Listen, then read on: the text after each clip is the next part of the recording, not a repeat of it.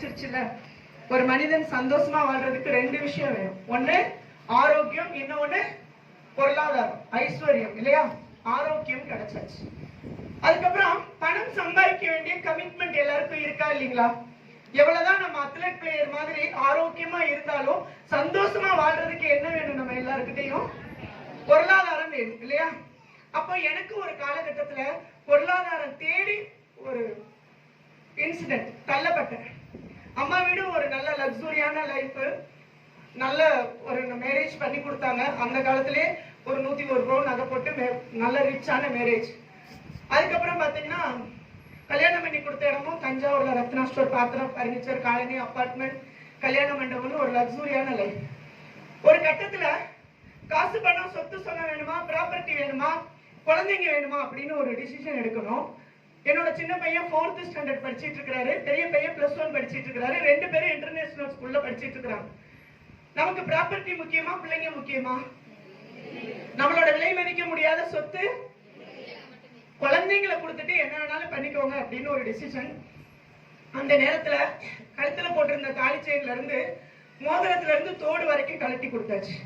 ஒரே நாள்ல லக்ஸூரியா வாழ்ந்துட்டு இருந்த என்னோட லைஃப் நடுத்தருவுக்கு வந்துருச்சு. 2 குழந்தைங்க நிக்கிறேன். ஒரு மனசுக்குள்ள ஒரு தைரியம், படிச்சிருக்கோம். 2 பசங்க. அதுக்கு முன்னாடி வரைக்கும் வீட்டை விட்டு வெளியில போக தெரியாது. நான் இங்க விருதுநகர் மாவட்டத்துல தொப்பலாக்கரைன்னு ஒரு சின்ன கிராமத்துல படிச்சு வாழ்ந்து வந்தவங்க. நிறைய பேருக்கு இந்த ஏரியால இருக்கிறவங்கள்ட்ட நான் சொல்லியிருக்கேன், எங்க ஊர் விருதுநகர் மாவட்டம் தான். ஏன்னா என் கூட படிச்ச பசங்க இன்னைக்கு வந்திருக்காங்க, என்னோட கிளாஸ்மேட்லாம் எனக்கு வந்திருக்காங்க. ஏன் சொல்றேன் அப்படின்னா, அந்த ஒரு கிராமத்துல பிறந்த எனக்கு வெளி உலகம்னா என்னன்னே தெரியாது. எல்லாத்துக்கும் கார் அழைச்சிட்டு போவாங்க, கல்யாண வீட்டுக்கு கூட்டிட்டு வருவாங்க. வருஷத்துக்கு 2 டூர், திருப்பதி 1, திருச்செந்தூர் 1. இந்த வருஷத்துல 2 டூர். இதுதான் என்னோட லைஃப். அந்த சரௌண்டிங்குள்ள இருக்கு. அப்ப கண்ணை கட்டி காட்டுல விட்ட மாதிரி இருந்துச்சு. இருந்தாலும் படிப்பு கொடுத்த தைரியம், வேலைக்கு போவோம் அப்படின்னு முடிவு பண்ணேன். அன்னைக்கு நைட்டு நிம்மதியா தூங்கிட்டாங்க.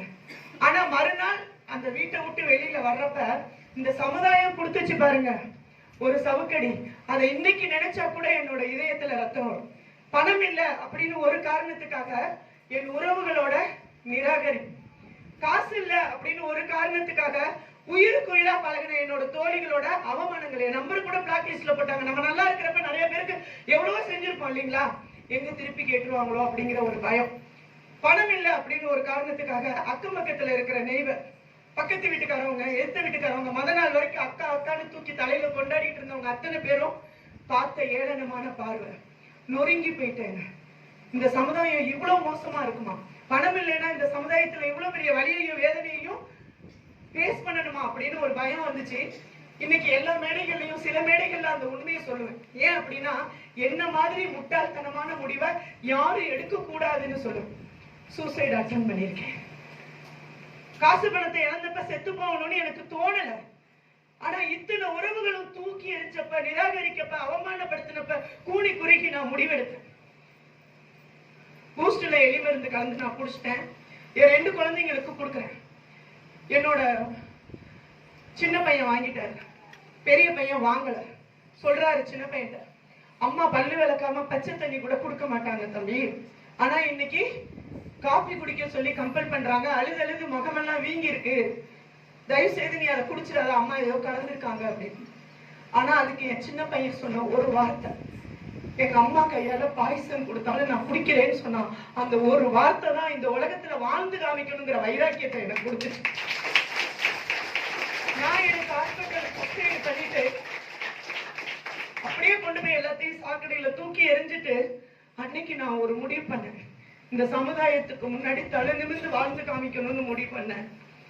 அன்னைக்குதான் ஸ்டார்ட் பண்ணேன். என்னோட ஃப்ரெண்டு மூலமா எனக்கு தமிழ் யூனிவர்சிட்டியில ப்ரொஃபஸர் வேலை கிடைச்சிச்சு. வேலைக்கு போனேன். 18,000 ரூபாய் சம்பளம் பத்தல. பினான்சியல் டைப்ல தான் வேலைக்கு போயிட்டு இருக்கேன். காலையில 10th +2 டியூஷன் எடுக்க ஆரம்பிச்சேன். 5 மணில இருந்து 7:30 மணி வரைக்கும் ஒரு டியூஷன். 9 மணிக்கு கீழே இறங்கி வந்து மாடியில டியூஷன் சென்டர், கீழே வீடு. ஃபிங்கர் பிரிண்ட் வச்சுட்டு நான் 9 மணிக்கு காலேஜுக்குள்ள போகணும். திருப்பி 4:45க்கு நான் காலேஜ்ல இருந்து வருவேன். 5:30 மணில இருந்து 8 மணி வரைக்கும் ஒரு டியூஷன். 8:30ல இருந்து 10 o'clock, ஏன் 11 கூட ஆகும் சமயத்துல ரெமெடி கிளாஸ்ன்னு சொல்லுவாங்க. 10th +2 ஃபெயில் ஆன ஸ்டூடெண்ட்ஸ்க்கு கோச்சிங் கிளாஸ். இதுக்கு கொஞ்சம் அதிகமா வருமானம் வரும். அப்படி நான் ரிஸ்க் எடுத்து ஒவ்வொரு நிமிஷத்தையும் வேஸ்ட் பண்ணாம ஓடிக்கிட்டு இருக்கிறப்ப தான் அதுக்கப்புறம் நைட்டு கீழே வந்து என் குழந்தைங்க சாப்பிடாமையும் தூங்கி இருப்பாங்க. நைட்டு வந்து ரீஃப்ரெஷ் ஆகி எம்பிள் ஸ்டூடெண்ட்ஸ்க்கு தீசஸ் எழுதி கொடுப்பேன். ஒரு 25 பேப்பர் எழுதி கொடுத்துட்டேன்னா 200 ரூபாய் பணம் கொடுப்பாங்க. என்னோட பிஹெச்டி கைடு பத்மநாபன் அந்த 200 ரூபாய் தான் மறுநாள் எனக்கும் என் குழந்தைங்களுக்கும் சாப்பாடு. ஒரு நாள் நான் தூங்கிட்டேன்னா நாங்க பட்னி கிடக்கணும். அப்படி என் வாழ்க்கையை தலைகீழ புரட்டி போட்ட சூழ்நிலையில தான் எனக்கு இதயத்துல பிரச்சனை வந்தது. அப்ப ஹார்ட் மாத்திரை சாப்பிட்டேன். அப்பதான் பிசினஸ் பத்தி என்கிட்ட சொன்னாங்க. மண்டையில ஏறுமா, நானும் படிச்சிருக்கேன், காலேஜ்ல ஒர்க் பண்ணிட்டு இருக்கேன். என்ன நினைச்சேன் அப்படின்னா, பிஹெச்டி படிச்சுட்டு டாக்டரேட் படிச்சுட்டு ப்ரொஃபஸரா இருக்கேன், என்னைய போய் சோப்பு வைக்கிற சொல்றாங்க, பேஸ்ட் வைக்க சொல்றாங்க, லேகிய வைக்க சொல்றாங்க. ப்ராடக்ட் நல்லா இருக்கு, நான் ரெக்கமெண்டேஷன் பண்றேன், மீட்டிங் ட்ரைனிங் எங்க கூப்பிட்டாலும் நான் மறுத்திருக்கேன் ஆரம்பத்துல. ஆனா அதெல்லாம் நினைச்சு இன்னைக்கு நான் ஃபீல் பண்றேன். ரொம்ப கஷ்டமா நான் நினைச்சிருக்கேன். எத்தனையோ நாள் என்னை வற்புறுத்தி கூப்பிடுவாங்க. ஆனா நான் ப்ராடக்ட பத்தி நிறைய ரெக்கமெண்டேஷன் பண்ணிட்டு இருந்தேனே தவிர பிசினஸோட வேல்யூ என்னன்னு எனக்கு தெரியல. எனக்கு திடீர்னு ஐடி போட்டுக்கிறேன்னு சொன்னாங்க. நான் வாங்கின ப்ராடக்ட்டுக்கு எனக்கு ஐடி போட்டுக்கிறேன். நாங்க உண்மையிலேயே ஐடினா ஐடி கார்டுன்னு நினைச்சிட்டேன். எனக்கு தெரியல, ஐடி தானே போட்டுக்கங்கன்னு. நீங்க காமிக்கிற நபர்கள் எல்லாருக்குமே நான் ஐடி போட்டுக்குவான்னு கேட்டாங்க. எல்லாருக்கும் ஐடி போட்டுக்கங்கன்னு சொன்னேன். ஏன்னா அப்ப ஐடினா என்னன்னு எனக்கு தெரியாது. இப்படியே நிறைய ரெஃபர் பண்ணிட்டு இருக்கேன். ப்ராடக்ட் கொடுத்த இடத்துல எல்லா இடத்துலயும் பெரிய ரிசல்ட். குழந்தை இல்லாதவங்களுக்கு சோரியாசிஸ் பேஷண்ட், அது கிட்னி ஸ்டோன் இருக்கிறது, அப்படி இப்படின்னு அவ்வளோ ரிசல்ட். எதை பத்தியும் சிந்திக்க நேரம் இல்லை, ரெக்கமெண்டேஷன் பண்ணிட்டே போயிட்டு இருக்கேன். ஒரு நாள் திடீர்னு என்னோட குருநாதர் சரிசாட்ட இருந்து ஒரு போன் வந்தது. மேடம் நீங்க டிசி முடிச்சிட்டீங்கன்னு. அப்படின்னா என்னன்னு சார் கேட்டேன். கம்பெனியோட முதல் ரேங்க். ஓ அப்படிங்களா சார், ஓகேங்க சார், அவ்வளவுதான். அன்னைக்கு கூட மீட்டிங் கூப்பிடுறாங்க. சாரி சார், ஒர்க் இருக்குங்க சார், டைம் இல்லைங்க சார், இப்படிதான் போயிட்டு இருக்கு. ஆனா அன்னைக்கு அவர் சொன்ன அந்த ரேங்கோட வேல்யூ என்னன்னு தெரியல, இந்த பிசினஸோட வேல்யூ என்னன்னு தெரியல.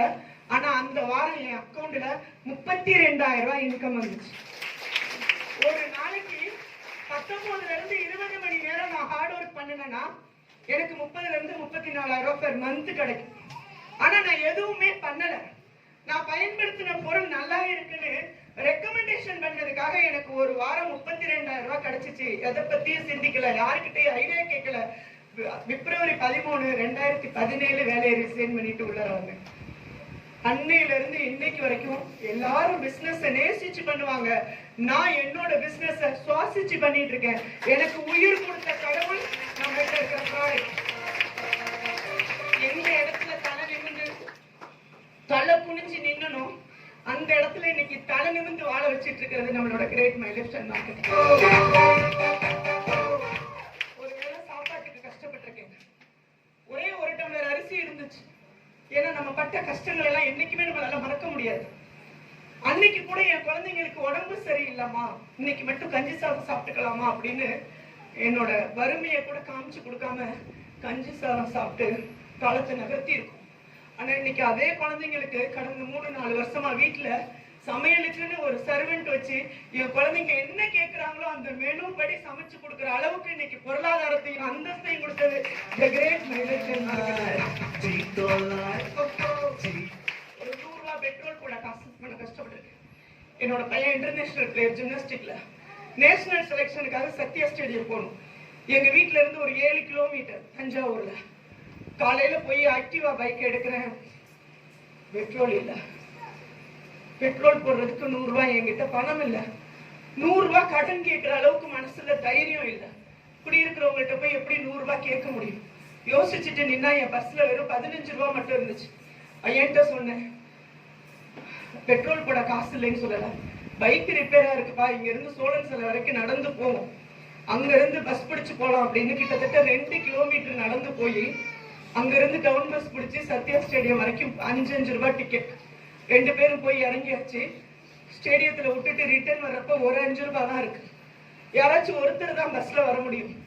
என்னோட பையன்ட்டு அந்த 5 ரூபாயை கொடுத்துட்டு கிட்டத்தட்ட 7 கிலோமீட்டர் அங்க இருந்து வீடு வரைக்கும் நடந்தே வந்தேன். நடக்கிறது பெரிய விஷயம் இல்லைங்க, ஆனா வறுமையில நடக்கக்கூடாது, பணம் இல்லாம பொருளாதாரம் இல்லாம நடக்கக்கூடாது. அது அவ்வளவு பெரிய வலி. அந்த வலியும் வேதனையும் ஒரு 100 ரூபாய் பெட்ரோல் போட கூட காசு இல்லாத ரத்னா வீட்டு வாசல்ல இன்னைக்கு 2 கார் நிக்குதுங்க.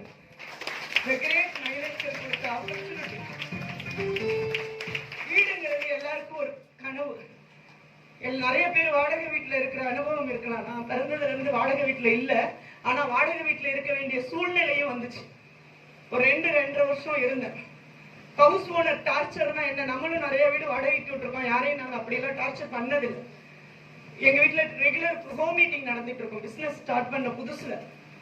அப்ப அந்த ஹவுஸ் மீட்டிங் நடக்கிறப்ப ஒரு 10 ஜோடி செப்பலை பார்த்துட்டாருன்னா ஹவுஸ் ஓனர் போய் வால்வ் ஆஃப் பண்ணிடுவாரு, தண்ணி வராம பண்ணிடுவாரு. நிறைய தண்ணி யூஸ் பண்ணக்கூடாது, உங்க வீட்டுக்கு கெஸ்ட் வந்தா தங்கக்கூடாது, பெட் வளர்க்கக்கூடாது, அப்படி இப்படி அவ்வளோ ரூல்ஸ். பெரிய டார்ச்சரா ஃபீல் பண்ணேன். ஒரு குடியிருக்கிற வீட்டுல கூட நமக்கு சுதந்திரம் இல்ல, வீடு வாங்கணும் அப்படின்னு ஒரு கனவு வந்துச்சு. அப்பதான் இன்னைக்கு நம்மளோட காட்ஃபாதர் நம்மள எல்லாம் வழி நடத்திட்டு இருக்கக்கூடிய நம்மளோட பேஸ் அசோசியேட்டோட பிரசிடென்ட் நம்மளோட பாலு சார் ஒரு ஸ்கீம் கொண்டு வந்தாங்க. தெரியுமா? பேஸ் அசோசியேட்ல ஒரு கனவு இருக்குல்ல, 2025ல எத்தனை வீடுங்க? 201 வீடு கொண்டு வரணும் அப்படின்னு சார் ஒரு முடிவு எடுத்தாரு. அது கண்டிப்பா வீடு வாங்கணும் வீடு வாங்கணும் வீடு வாங்கணும்னு மனசுக்குள்ள ஒரு கனவு வைராக்கியம் வச்சேன்.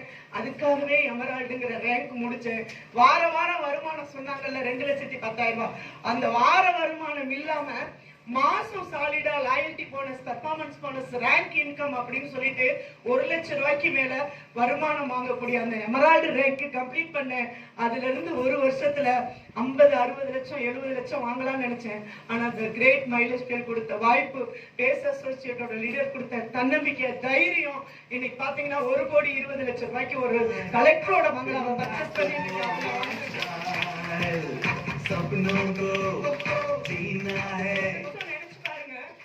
ஒண்ணுமே இல்லாம ஜீரோல இருந்த நபர் தான் நான்.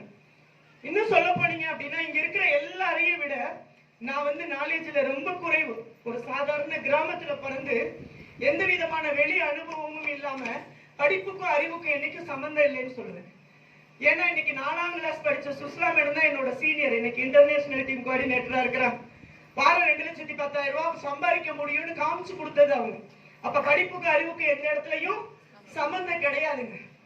Mileage style, network industry, direct செல்லிங்னு எடுத்தீங்கன்னா நான் ஒரு ஜீரோவா இருந்த என்னைய கூட இன்னைக்கு ஒரு வாரம் 2,10,000 ரூபாய் சம்பாதிக்க வச்சு அழகு பார்த்திருக்காங்க அப்படின்னா நீங்க எல்லாம் எல்லாரையும் விட பெரிய டேலண்டட் பர்சன். நீங்க மனசு வச்சீங்கன்னா கண்டிப்பா அந்த அச்சீவ்மெண்ட்டை உங்களாலையும் அடைய முடியுமா? முடியாதுங்க. நம்மளை தூக்கி எறிஞ்ச அந்த சமுதாயம் இருக்குல்ல, நிராகரிச்ச சமுதாயம், யாராச்சும் ஒருத்தர் இருப்பாங்கல்ல, உறவுகள் இருப்பாங்க, தோழிகள் இருப்பாங்க, அக்கம் பக்கத்துல இருக்கிறவங்க எல்லாம் இருப்பாங்கல்ல, அவங்களெல்லாம் பார்த்து ஒரு 4 வரி கவிதையை எழுதி வச்சிருந்தா இந்த லைஃபை ஸ்டார்ட் பண்ணேன். நான் கொடுத்த கனியை ருசித்து பார்த்த பறவைகள் கூட்டம், நான் பட்ட போது எச்சமிட்டு பறந்தது ஓட்டம், இது இலையுதிர் காலம், இறுதியும் இல்லை, வருவது வசந்த காலம், அது தொலைவில் இல்லைன்னு எழுதி வச்சேன். அப்படி வசந்த காலமா வந்தது அந்த கிரேட் மைலேஜ் மார்க்கெட். இன்னைக்கு இந்த வாய்ப்பு உங்க கையில கிடைச்சிருக்கு. இந்த நிமிஷம் நீங்க முடிவெடுங்க. இதுல இழக்கிறதுக்கு 1 ரூபாய் கூட கிடையாது. எந்த 1 ரூபாயும் நீங்க இன்வெஸ்ட் பண்ண போறதில்ல, கம்பெனில போய் முதலீடு போறதில்ல, இன்னைக்கு பணம் கட்டுங்க வாரம் வாரம் தரோம், மாசம் தரோம், அதெல்லாம் கிடையாதுங்க. இந்த கையில நீங்க வேணுங்கிற ப்ராடக்ட்டை பர்ச்சேஸ் பண்றதுக்கு உங்களுக்கு ஐடி லாகின் பண்ணி கொடுக்குறாங்க. உயிர் காக்கக்கூடிய அற்புதமான ப்ராடக்ட்டை மக்கள்கிட்ட போய் சந்தைப்படுத்துறதுக்காக உங்களுக்கு வார வாரம் வருமானம் கொடுக்குறாங்க. நீங்க பிசினஸ்ல சாதிக்கணும்னு நினைச்சீங்கன்னா, உங்களுக்கு வாழ்க்கையில ஜெயிக்கணுங்கிற வைராக்கியம் இருந்துச்சுன்னா, உங்களை நிரூபிக்கணும் அப்படின்னு நினைச்சீங்கன்னா இம்மீடியட்டா நீங்க முடிவெடுங்க. உங்களை நிரூபிக்கிறதுக்காக முடிவெடுங்க. நான் அடிக்கடி சொல்லுவேன், மைலேஜ் ஸ்டைல்ங்கிறது பிசினஸ் கிடையாதுங்க. தயவு செய்து மைலேஜ் ஸ்டைல்ங்கிறது ஒரு பிசினஸ் இல்ல, டெலிட் பண்ணிடுங்க. மைலேஜ் ஸ்டைல்ங்கிறது ஒவ்வொருத்தவங்களோட வாழ்க்கை. மைலேஜ் ஸ்டைல்ங்கிறது ஒவ்வொருத்தவங்களோட வைராக்கியம். மைலேஜ் ஸ்டைல்ங்கிறது ஒவ்வொருத்தவங்களோட லட்சியம். உங்களோட லட்சியம், உங்களோட கனவு, உங்களோட வைராக்கியம் பெருசா இருந்துச்சுன்னா யாரு பேச்சையும் கேட்காம இம்மீடியட்டா ஒரு ஸ்டெப் எடுத்து வைங்க. உங்க கையை பிடிச்சு தூக்கி விடுறதுக்கு அவ்வளவு லீடர்ஸ் உங்க முன்னாடி நீங்க இருக்கீங்க. நீங்க எந்த எஜுகேஷன் சிஸ்டம் இல்லாம இருக்கலாம், எந்த ஏஜ்ல கூட இல்லாம இருக்கலாம், எதுவுமே கிடையாது. வாழ்க்கையில சாதிக்கணும், சம்பாதிக்கணும்னு ஒரே ஒரு வைராக்கியம் மட்டும் உங்ககிட்ட இருந்தா போதும். எந்த இடத்தையும் தொடக்கூடிய அற்புதமான வாய்ப்பு உங்க கண்ணு முன்னாடி கிடைச்சிருக்கு. சரியா பயன்படுத்துங்க. இம்மிடியேட்டா வாய்ப்பு கிடைக்கிறப்பே சரியா பயன்படுத்துறவங்க ஆகச்சிறந்த வெற்றியாளர்களா கண்டிப்பா வர முடியும். ஒரு சின்ன வைர வரிகள் எனக்கு அடிக்கடி பிடிக்கும். எந்த இடத்துக்கு போனாலும் நான் சந்தோஷமா இருந்தேன். அந்த வரிகளை நான் பாடுவேன். இன்னைக்கு நான் ரொம்ப சந்தோஷமா இருக்கேன். சிவகங்கை உங்களை பார்த்தது எல்லாமே எனக்கு அவ்வளவு பெரிய சந்தோஷம். ஏன்னா உணர்வு பூர்வமான உறவுகள் கிடைக்கக்கூடிய இடம் கூட மயிலிட்டு. அது நான் வீடு கிரக பிரவேசத்துல பார்த்தேன். இன்னைக்கு பெண்கள் வெளியில போறது அவ்வளவு சாதாரணமான விஷயம் கிடையாது. இன்னைக்கு நம்ம வெளியில போயாச்சுன்னா என்ன சொல்லுவாங்க? ஹஸ்பண்ட் அண்ட் ஒய்ஃப் வெளியில போறப்ப பெண் வெளியில போயிட்டு வந்தாவே இந்த சமுதாயம் 1000 பேசும். ஆனா நான் ஒரு சிங்கிள் பேரண்ட், வெளியில போனா என்ன பேசுங்க இந்த சமுதாயம்? இந்த கிளம்பிட்டா காலையிலேயே, எங்க போறாளோ எங்க வராளோ மினிக்கிட்டு சொல்லியிருக்காங்களா? சொல்லுமா இந்த சமுதாயம்? என்னையும் சொல்லுச்சு. பைக் எடுத்து வெளியில வர்றப்ப காதுல விழுகிற மாதிரி சொல்லுச்சு அந்த சமுதாயம். ஒரு நிமிஷம் யோசிச்சேன், இந்த சமுதாயத்துக்கு பயந்து நான் வீட்டுக்குள்ள போயிருந்தேன்னா என் குழந்தைங்களோட ஃபியூச்சர், என் குழந்தைங்களுக்கு அடுத்த வேளை சாப்பாடு, பசிச்சா பால் கொடுக்கறதுக்கு அருகதை இருக்கா அந்த சமுதாயத்துக்கு?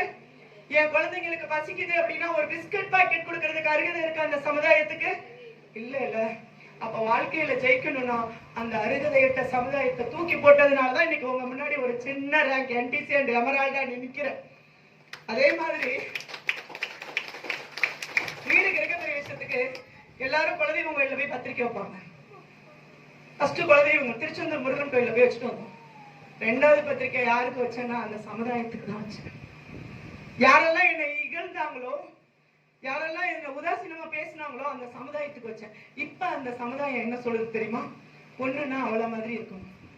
ஹஸ்பண்ட் விட்டுட்டு போனா கூட இன்னைக்கு பிள்ளைங்களுக்கு நல்ல எஜுகேஷன் கொடுத்து படிக்க வச்சு காரு வாங்கி வீடு வாங்கி இன்னைக்கு இந்த அளவுக்கு வளர்ந்துருக்காங்க அப்படின்னு சொல்லு. அப்ப இதுல இருந்து என்னன்னா, ஜெயிக்க போறேன் ஜெயிக்க போறேன் ஜெயிக்க போறேன்னு சொன்னா இந்த சமுதாயம் கேட்காது. ஜெயிச்சவங்க சொன்னா கண்டிப்பா இந்த சமுதாயம் என்ன பண்ணுங்க?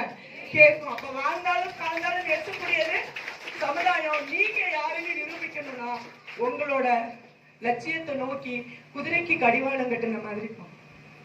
யாரு என்ன சொன்னாலும் நம்மளோட இலக்கை நோக்கி மட்டும் பயணப்பட்டா கண்டிப்பா நம்மளால சக்சஸ் பண்ண முடியுமா? முடியாதுங்களா? நிச்சயமா முடியும் தானே? எந்த இடத்துல நீங்க சோர்ந்து போறீங்களோ, எந்த இடத்துல உங்களுக்கு மனச்சோர்வு வந்ததோ, எந்த இடத்துல உங்களுக்கு ஒரு தயக்கம் இருந்ததோ, அந்த தயக்கங்கள் எல்லாத்தையும் இந்த வார்த்தைகள் உடைச்சு போட்டோம். அந்த வார்த்தைகளோட முடிச்சுக்கிறேன். வாழ்த்து கவிதை வாசிப்போம், வானமளவு யோசிப்போம், முயற்சி என்று ஒன்றை மட்டும் மூச்சு போல சுவாசிப்போம்.